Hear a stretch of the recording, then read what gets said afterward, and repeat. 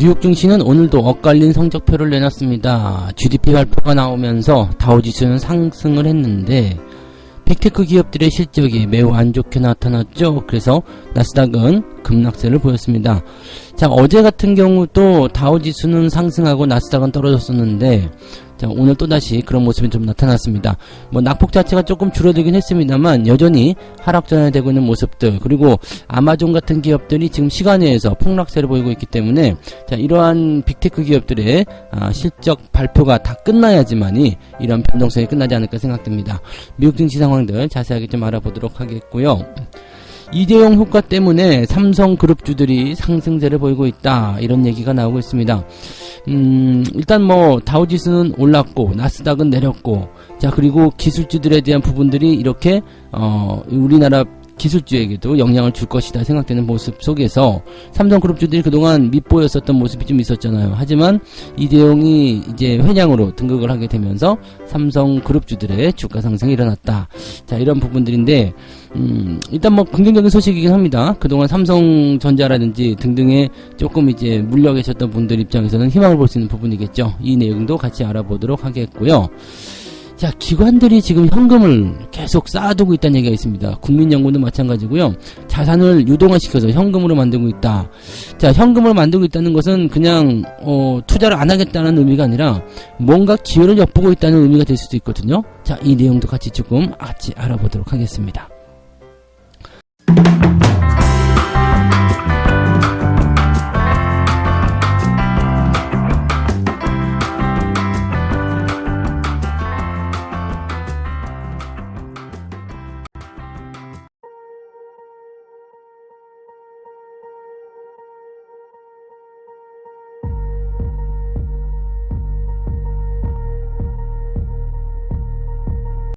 네, 반갑습니다. 오늘은 10월 28일 금요일입니다. 시장이 또 약간 엇갈리는 모습입니다. 다우지수가 0.6% 상승을 했고요. 나스닥은 상승 출발하긴 했습니다만 음봉이 길게 떨어지면서 마이너스 1.63% 하락을 했습니다. 물론 전날보다는 좀 나은 편이긴 합니다만 분위기가 계속 이제 양분화되고 있는 모습이죠. 야, 다우는 괜찮아. 자, 다우가 괜찮다는 것은 경기가 나쁘지 않다는 이야기예요. 그래서 경제적인 어떤 측면이나 경기 전망에 대한 부분들은 또 괜찮아지는 것 같아 라고 얘기를 하고 있는데, 기술주, 즉 빅테크 기업들의 주가 하락이 계속 일어나게 되면서 나스닥은 맥을 못 추고 있는 상태가 된 거죠. 빅테크 기업들의 시총이 무려 4천조 날라갔다는 얘기가 있으니까 어마어마하겠죠. 메타는 지금 20% 넘게 급락세를 보였고, 아마존도 만만치 않습니다. 네, 지금 시간에서 19% 정도 하락하고 있으니까 어마어마한 포지션 변화가 일어나고 있다고 보시면 되겠습니다. 그동안 나스닥 쪽에 계속해서 이제 이 기술주 기업들에 대한 고평가, 거품을 걷어내겠다, 이렇게 얘기했던 것들이 자꾸 생각나는 그런 모습들이 아닐까 생각되는데, 자, 자세하게 내용들 좀 알아보도록 하겠습니다. 메타가 전날 장 마감 이후에 예상치를 밑도는 3분기 순이익을 발표하고 나서 지금 뭐 주가 폭락세가 진행이 됐습니다. 24%나 폭락했다고 나왔는데요. 매출은 예상치를 웃돌긴 했습니다만 4분기 전망치가 그렇게 좋지 않아서 투자 심리를 악화시켰다라고 되어 있습니다. 뭐 비용도 많이 들었다라고 하고, 일단은 메타버스라는 부분들에 대한 부정적인 인식이 또 퍼지게 되면서 이 메타에 대한 전반적인 좀 경계심이 좀 커진 것이 아닌가 생각이 좀 듭니다. 그래서 메타가 시간에서 폭락했던 부분들을 그대로 장중으로 옮겨와서 정규장에서도 24%나 폭락을 했습니다. 자, 이렇게 되니까 아마존도 약간 걱정되죠. 지금 실적 발표 후에 매출이 예상치를 소폭 밑돈 데다가 4분기 전망도 그다지 좋지 않게 나오면서 시간에 걸해서 지금 19% 이상 폭락하는 모습이라고 나왔는데, 이렇게 되면은 정규 시장에서도 아마존 주가는 폭락을 하게 될 가능성도 높겠습니다. 물론 아마존이나 애플 같은 경우는 마찬가지죠. 네, 애플도 마찬가지고 뭐 메타, 이렇게 기술주들이 지금 계속해서 뭐 이런 흐름들을 보여왔었던, 그 강세 흐름을 보였었던 그런 그 강세장에 막을 내리는 그런 형태의 모습으로 가고 있는 것 같아요.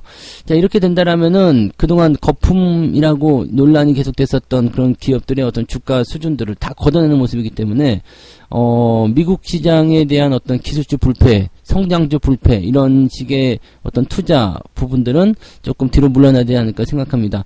생각보다 많은 이 서학개미들 개인 투자자들이 이런 그 미국 쪽 해외 시장 기술주들에 많이 투자를 했었던 모습이 좀 있었어요. 아직도 많이 그런 부분들 갖고 계신 분들 계시는데 이번에 실적 발표 이후에 주가 폭락이 일어나면서 또다시 손실이 커지지 않을까 생각됩니다. 주가가 이미 많이 떨어진 상태에서 이렇게 한 번 더 때리고 들어가게 되면 충격이 어마어마해지죠. 그래서 이런 부분들을 어떻게 극복이 될 것인지 또 그런 것들이 이제 관심이 좀 쏠리긴 하겠습니다만 실제로 지금 현재 시점에서는 뭐 이렇다 할 만한 방법은 없죠.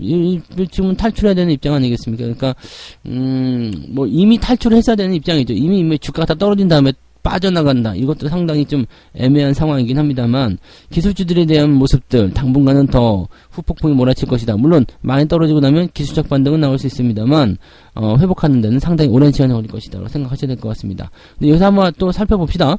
자, 캐터필러의 주가는 분기 매출이 수요 강세와 가격 인상으로 크게 늘었다. 그래서 7% 상승했습니다. 캐터필러는 경기 회복과 관련이 있는 종목이에요.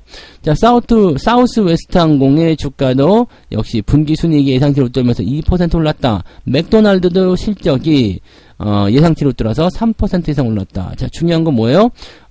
사우스 웨스트 항공, 맥도날드, 캐터필러 전부 다 뭐라고요? 네. 경기 호전과 관련이 있는 기업입니다. 즉 경기에 대한 어떤 전망치는 또는 경기와 연결되어 있는 경기 순환과 관련되어 있는 그런 기업들의 실적은 조금씩 회복이 되고 있는 모습. 그 다음에 기술주들 같은 경우는 떨어지고 있는 모습들. 자, 뭔가 자금이 이동할 것 같죠? 뭔가 시장의 중심이 옮겨가는 것 같죠? 이런 부분들을 우리가 잘 읽고 넘어가셔야 될 것 같습니다. 그래서 기술주들의 어떤 앞으로 좀 힘든 모습들은 당분간 또 이어지지 않겠는가라고 생각을 해보셔야 될 것 같아요. 네. 자, 경기 동향도 한번 봅시다. 연준은 이번 회의에서 기준금리를 0.75%포인트 인상해서 4회 연속 자이언트 스텝을 밟을 것이다. 뭐 이거는 다 알고 있는 얘기고요. 유럽중앙은행도 기준금리를 0.75%포인트 인상해서 2회 연속 자이언트 스텝을 밟았다라고 되어 있습니다. GDP가 지금 마이너스에서 플러스로 돌아섰죠. 그래서 이 마이너스에서 플러스로 돌아섰다는 것은 그래도 경기는 조금 그래도 뭐 나아지고 있다. 그다음에 물가도 이제 정점을 찍었다. 이런 식으로 이제 이야기를 하고 있다라고 보여지는 부분이거든요. 시장은 탄탄하다. 근데 지금 보면은 뭐 내구재 주문이라든지 또는 고용이라든지 등등에 대한 부분들이 약간씩 좀 뒤로 후퇴하는 모습이 좀 보여졌거든요. 자, 그렇기 때문에 경기 전망에 대한 부분들이 지금 뭐 GDP는 조금 늘어났다고 하더라도요. 긍정적으로 나왔다고 하더라도 실제적으로 이 연준의 이런 공격적인 금리 인상 전망이 또다시 도마 위에 올라갈 수 있습니다. 시험대에 올라갈 수밖에 없고 비판을 받을 수밖에 없습니다. 이런 상태가 된다라면 연준 입장에서는 계속적으로 견지해오던 이런 공격적인 금리 인상 이 부분을 뒤로 살짝 물릴 수 있다라고 생각하셔야 됩니다. 이 부분들만 살펴보게 되면 일단은 뭐 이 다우지수라든지 경기와 관련된 그런 뭐 소비주들 이런 쪽에서는 긍정적인 효과가 일어날 수가 있습니다. 그래서 그런 부분들이고요. 또 기업들의 실적이 어느 정도 받쳐주는 그런 상황에서는 뭐 그런 업종이나 그런 상황들이 좋아질 수 있다라고 보시면 되겠습니다. 다만 현재 시점에서는 이제 전반적인 부분에서의 그런 어떤 경기 호전 전망, 이제는 앞으로 더 나빠지지 않을 거야 라는 생각을 갖고 있지만 기술주들의 어떤 이런 발목 잡는 상황이 벌어지게 된다면 나스닥과 다우지수의 격차가 조금 벌어질 수 있다는 것을 생각하셔야 되겠습니다. 자금이 계속 이렇게 움직여 다니는 모습이기 때문에 이런 부분들도 우리가 좀 생각해 보셔야 되겠고요. 국내 증시 같은 경우도 마찬가지일 거예요. 그동안 많이 떨어졌었던 그런 대형주들 입장에서는 반등이 좀 진행될 수 있는 상황이 좀 되겠죠. 그래서 뭐 경기 호전에 대한 부분이라든지 또 소비주들도 많이 떨어졌었는데요. 그런 부분들이 또 반등할 수 있겠거나 또는 정책주들 그동안 굉장히 답답했었는데 정책적인 어떤 부분들이 좀 나타나게 됐을 경우에 반등이 좀 나타날 수 있는 상황이 될 겁니다. 다만에 그동안 인기를 끌고 있었던 또는 계속적으로 불패라고 생각했었던 내려오지 않고 있었던 그런 종목군들의 이런 주가 변화는 우리가 예상을 할 수가 있어야 될 것 같습니다. 그래서 거기에 대한 주의는 항상 가지고 있으셔야 될 것 같고요. 물론 이제 뭐 지금 당장 눈앞에 보이는 부분들은 많이 떨어져 있는 기업들은 못난이 같고 지금 올라가 있는 종목들은 좋아 보이겠죠. 근데 그런 것들이 뒤집어질 수 있는 상황이 올 수 있으니까 반드시 거기에 대한 주의는 좀 하셔야 될 것 같습니다. 그래서 항상 이런 말이 있죠. 지금 극락에 있는 종목이 나락으로 떨어지고 나락에 있는 종목이 극락으로 올라갈 것이다. 자, 항상 머리에 염두에 두고 마음에 새겨놓고 그 다음에 시장을 바라보시면 조금은 다른 시장이 보이지 않을까 생각됩니다. 이 부분들 참고하시고요. 오늘은 주말장이기 때문에 약간 변수는 좀 생각하셔야 될 것 같긴 합니다만 뭐 어제와 크게 다르지 않을 것 같다 생각도 좀 들어요. 그러니까 그런 부분도 같이 참고하시고 일단은 외국인 수급을 계속 주목해서 살펴보시는 것이 중요하다는 것을 꼭 명심하시기 바랍니다. 네. 자, 두 번째 이야기 넘어갈게요. 6만전자 가자. 장중에 6만원 돌파한 삼성전자가 있었죠. 자, 이재용 부회장이 회장으로 승진했습니다. 그래서 이재용 회장이 됐는데, 삼성그룹주들이 일제히 상승세를 보였습니다. 삼성물산, 삼성 SDI, 삼성전자, 삼성 삼성바이오로직스만 조금 빠졌고요. 그 외에는 다 올라갔던 것 같아요. 지금 삼성전자가 이제 가장 주목을 받는 모습이겠죠. 물론 개인 투자자들이 삼성전자에서 무지막지하게 나갔습니다. 지금 지난주까지 해가지고요. 외국인들이 지금 사들인 것들이 전부 다 개인들 물량을 보시면 돼요. 왜냐면 외국인들이 지금 물량을 만약에 1조 한 5천억 샀다 그러면은 그 중에 1조 4,500억 정도가 개인들한테서 나온 거라고 집계가 되고 있거든요. 그러니까 개인들이 더 이상 삼성전자 됐어? 필요 없어? 라고 팔아먹고 다른 쪽 어디로 가고 있어요? 채권 시장이나 예금 시장이나 또는 이제 어디로 갔을까요? 현금으로 들고 갔을까요? 하여튼 이게 빠져나가고 있습니다. 그래서 자금이 빠져나가서 다른 쪽으로 이동을 하고 있다는 부분들이 외국인들에겐 좋은 먹거리가 되지 않았을까라고 생각합니다. 자, 지금 삼성전자 같은 경우는 확정 실적을 발표를 했습니다. 3분기 매출액은 전년 동기 대비 3% 정도 증가했어요. 근데 영업이익은 30% 정도 감소했죠. 10조 8천억 원. 매출은 역대 3분기 최대치를 기록했지만, 지금 글로벌 인플레이션, 그 다음에 IT 수요 둔화, 그래서 영업이익이 좀 빠졌다, 라고 되어 있습니다. 이 부분은요, 자, 매출이 지금 외국 기업들도 마찬가지예요. 기업들이 실적을 발표할 때 매출은 좋은데 순이익이 줄었어. 그럼 외부 요인이 있나 없나를 봐야 돼요. 단순하게 마진율이 줄어든 것인지 아닌지를 봐야 되지만 실제로 지금처럼 이렇게 환율에 대한 부분이거나 인플레이션. 그래서 이제 삼성전자 같은 경우도 얼마 전에 발표했었던 것처럼 이제 사들이는 거. 원재료 가격의 어떤 인상이라든지 비용 증가 이런 것들이 주요하게 작용했다고 되어 있잖아요. 그러니까 이익률은 그런 부분으로 인해서 감소세를 보일 수가 있어요. 근데 이런 것들이 어느 정도 안정화를 보일 수 있을 것인가에 대한 내용들도 우리가 중요하겠죠. 자, 인플레이션이 지금 정점을 지나고 있는 상황이라면 이 비용에 대한 부분은 점점 줄어들게 되어 있어요. 그러면은 3분기에는 실적에 대한 이익 부분이 감소했다고 하더라도 매출이 증가세를 보이고 있다는 것은 그만큼 이익이 빠르게 회복될 수 있다는 얘기도 나타날 수가 있겠죠. 그래서 이런 부분들도 같이 체크할 필요가 있겠어요. 매출도 줄고 이익도 줄었다. 그러면 이건 문제가 될 수 있겠지만 매출은 늘어나는데 이익은 줄었다. 근데 외부적인 요소가 있었다라고 본다라면 요거는 한번 생각해 볼 필요가 있습니다. 그래서 그런 쪽으로 보면 그렇게까지 불투명하지는 않다라고 보셔도 괜찮지 않을까 생각됩니다. 자, 전문가들 입장에서는 반도체 불황이 도래하고 있지만 삼성전자는 1등 기업이기 때문에 오히려 괜찮다. 또 삼성전자 올라가니까 그냥 으쌰으쌰 해주는 것 같아요. 이런 이야기들은 굳이 들을 필요 없겠지만 그래도 뭐라고 했는지 한번 드러나 봅시다.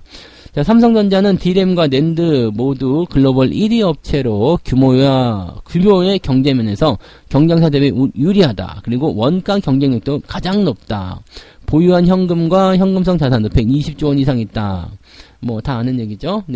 그래서 업황 하락기에도 감산할 필요가 없고 오히려 잘 팔아먹을 수 있는 부분이 좀 있고 또 기타 경쟁이 될 수 있었던 그런 기업들 입장에서는 M&A 기업을 찾아볼 만한 절호의 찬스가 왔다. 왜냐면 돈이 풍부하니까 이렇게 장이 어려울 때 시장이 어려울 때 이럴 때 좀 어려워하는 기업들을 인수해가지고 경쟁력을 강화할 수가 있겠죠. 그래서 이런 M&A 같은 이슈는 보통은 시장 경기가 좋을 때 나타나는 거지만 시장이 어려울 때 이렇게 돈이 있는 쪽이 또 사들이는 거죠. 우리가 부동산 경기가 불황이야 또는 주식이 폭락했어 이럴 때는 현금이 있는 사람들 입장에서는 정말 절호의 매수 찬스잖아요. 그러니까 그런 것처럼 삼성전자 입장에서도 오히려 눈여겨봤었던 좋은 기업들의 가치가 떨어졌을 때 사들일 수 있는 M&A도 있을 수 있겠다. 삼성의 M&A 한다 그러면 또 들썩들썩 하잖아요. 올 초에 로봇 관련주도 올라갔었던 것처럼 그런 부분들. 근데 올 초에 로봇 관련주들 관련해서 좋은 소식이 있을 거다. 그렇게 얘기했었던 이야기는 어디론가 사라지고, 어떻게 된 거야, 그거? 왜, 그게 말만 한 건가요? 아무튼 우리는 수익 잘 내고 나왔으니까 상관없겠지만, 그것도 참 보면은, 당장 뭔가 일어날 것처럼 그렇게 얘기하더니, 그것도 되게 멀리 있는 이야기일 수도 있겠네요. 그죠? 자, 아무튼 그런 부분이었고요. 전체적으로 이제 삼성전자는 위기 속에서 홀로 돋보일 수 있다. 좋은 기회가 왔다라고 얘기하는데, 주가가 올라가면 원래 좋은 얘기가 나와요. 그리고 앞서서 말씀드린 것처럼 실적 전망에 대한 부분들은 그런 식으로 외부 변수에 대한 부분을 생각하면 되겠지만 이런 전망, 그 다음에 위기 속에서도 1등이기 때문에 빛난다, 뭐 어쩐다 이런 식의 얘기들은 굳이 귀담아 들을 필요는 없겠습니다. 그래서 주가가 올라가면은 막 이렇게 좋은 얘기 나오면서 목표 주가 올라가고 사람들이 흥분시켜서 주가를 단계 또 올려 틀어놓고 또 그 다음에 주가 떨어뜨리고 이런 식으로 나오거든요. 물론 상승 추세를 타고 있다고 생각을 합니다. 그렇지만은 시장의 변화를 좀 어느 정도는 생각해야 되기 때문에 그냥 지 혼자 치고 올라가면 또 안 되거든요. 오르락 내리락 하는 모습이 당연히 나타날 수밖에 없다는 것을 명심하셔야 될 겁니다. 이 부분 꼭 참고하시고요. 네. 자, 그 다음에 세 번째 이야기로 한번 넘어갑시다. 행정공제회가 실탄 1조 원을 장전했다. 자, 이거는 되게 작은 뉴스예요. 근데 이것을 끄집어내는 이유는 뭐냐면, 기관들의 최근의 움직임들이 있잖아요. 이 움직임들이, 지금, 뭔가 좀 마음에 안 들죠? 계속 팔기만 하고 있고, 왜 안 사는 거야? 왜 버티는 거야? 뭐지? 뭐 하는 거야? 이런 식으로, 연기금도 마찬가지고요. 네. 근데 이 기관들의 움직임들이 지금 이 기사에서 다 대변이 되고 있어요. 자, 대한지방행정공제회가 약 1조 원 규모의 실탄을 장전했다. 경기 불확실성에 대비하고 투자 자금을 확보하는 차원이다라고 이야기하고 있습니다. 자, 한 고위 관계자가 이야기한 것에 따르면 연내에는 자금 집행을 최대한 자제할 예정이다. 이게 기관들의 전체적인 입장을 대변한다고 보셔도 될 것 같아요.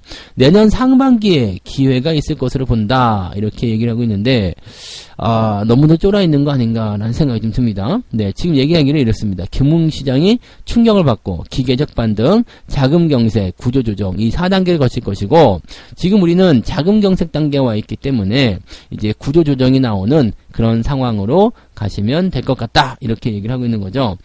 그러니까 실질적으로는 돈을 모아서 비축을 하고 있다. 내년 상반기에 확 밀어넣을 것이다. 이런 식으로 얘기를 하고 있다는 얘기인데 약간 실기를 하는 것이 아닌가라는 생각이 좀 듭니다. 지금 현재 기관들의 행태를 좀 보게 되면요. 자산을 유동화해서 현금을 쌓고 있다고 되어 있습니다. 네, 지난해는 해외 주식, 채권 등을 현금화시켰고 올해는 국내 부동산까지 팔아먹고 있다.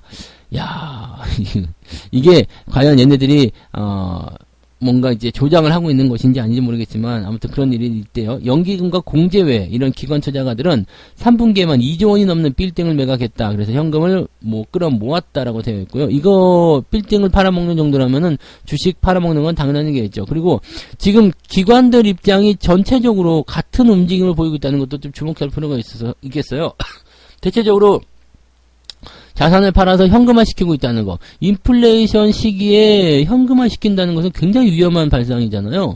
근데 현금화시키고 있다는 거. 지금은 사실 인플레이션이라고는 합니다만은 물건 가격이 또 떨어지고 있는 디플레이션 상황도 같이 겪고 있단 말이죠. 그러니까 이렇게 되면은 인플레이션은 인플레이션인데 자산이라고 볼 수 있었던 그런 뭐 부동산이라든지 주식이라든지 이런 것들이 폭락을 하게 되면서 전체적으로 좀 안 좋은 상황, 뭔가 좀 복잡한 상황이죠. 그러니까 지금 이런 상태에서는 현금이 낫다라고 생각을 했을 수도 있겠어요. 그러니까 기관들이 지금 보면은 기를 쓰고 들어오지 않고 있는 거, 아무것도 안 하고 있는 거죠. 오히려 주식을 계속 팔고 있는 거. 연기금을 우리가 계속해서 욕하면서 이 새끼들 도대체 왜 이래요? 라고 얘기했었던 그런 이유들이 지금 나타나는 거죠. 최고의 타이밍을 잡고 있다. 이렇게 생각할 수 있는 건데 그 타이밍이 언제냐? 기관들이 보는 타이밍은 내년 상반기다. 라고 얘기를 하고 있는 거죠. 그러면 올 하반기 동안에는 별 볼 일 없을 것이다. 우리는 기관들은 올해에는 자금 투입 안 할 거예요. 라고 얘기하는 부분들인데 자, 얼마나 외국인들 입장에서 보면은 기가 막히게 좋은 이 타이밍이 나오겠습니까? 그죠? 이미 개인들과 그럼 기관이 빠져있는 상태에서 개인들과 외국인의 싸움이 돼버린 거잖아요. 외국인들은 맘 놓고 때리는 거죠. 공매도 금지도 안 해주겠다. 때려주고 개인들은 여기서 막 나가 떨어지고요. 받아줄 수 있는 기관들은 오늘은 이번엔 안 할 거예요. 라고 얘기하고 있는 상황이니까 외국인들은 밑에 다 받아가지고 주가 어느 정도 올려놓고 나면 그때 기관들이 들어오겠다 이 얘기 아닙니까?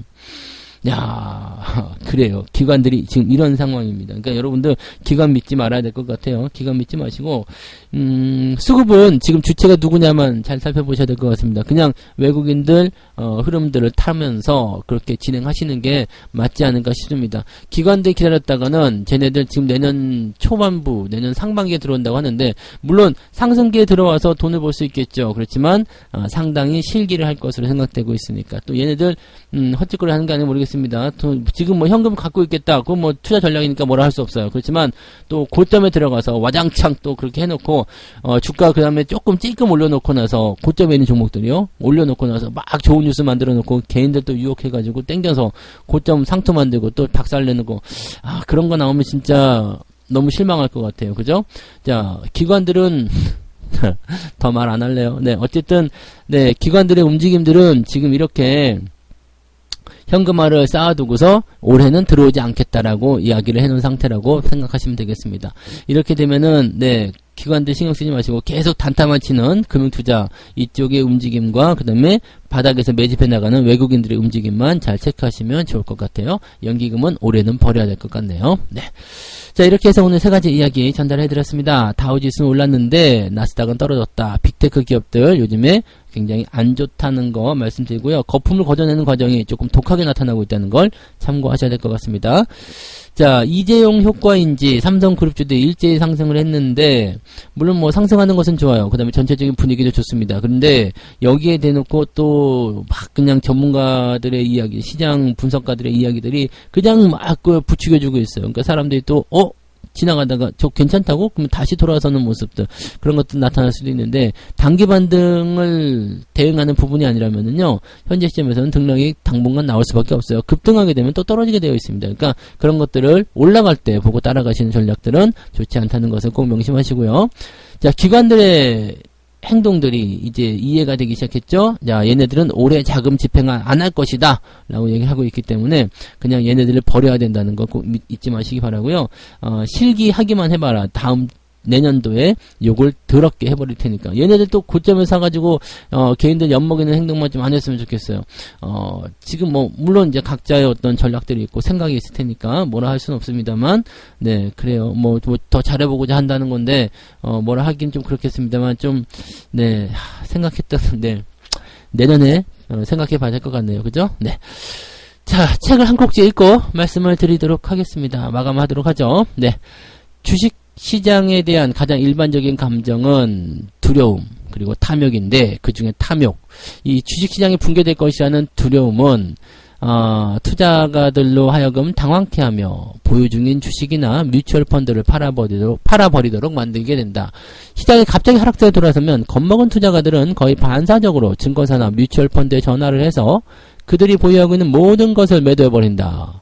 이게 투매죠. 네, 투매. 그다음에 간혹 두려움에 휩싸인 투자가들은 가장 나쁜 시기에 팔아버리는 최악의 결정을 내리기도 한다. 가장 나쁜 시기는 다시 말하면 더 이상 나빠질 곳이 없는 시점, 즉 이제부터 좋아질 텐데 완전 바닥인데 라고 생각되는 시점이라고 보시면 됩니다. 이런 시점에서 팔아먹는 거 네, 매우 조심해야 되는 입장이겠죠. 여러분들 지금 잘 하고 계신 거예요. 잘 버티고 계시니까 또 단기 변동에 또 너무 휩쓸리지 마시고요. 현재 내가 마음먹은 대로 내가 보고 있는 방향 그대로 쭉 걸어가시기 바랍니다. 자, 오늘 주말장이니까 변동성 반드시 주의하시기 바라고요. 네, 느긋한 마음으로 투자들 하시기 바랍니다. 너무 조급하게 따라다니시면 재미없다는 것만 기억하세요. 자, 오늘 여기까지 하겠습니다. 저는 장중시장에서 다시 올게요. 고맙습니다. 본 방송에서 제공되는 모든 정보는 투자 판단의 참고 자료이며 투자의 최종 책임은 본 방송을 이용하는 본인에게 있습니다.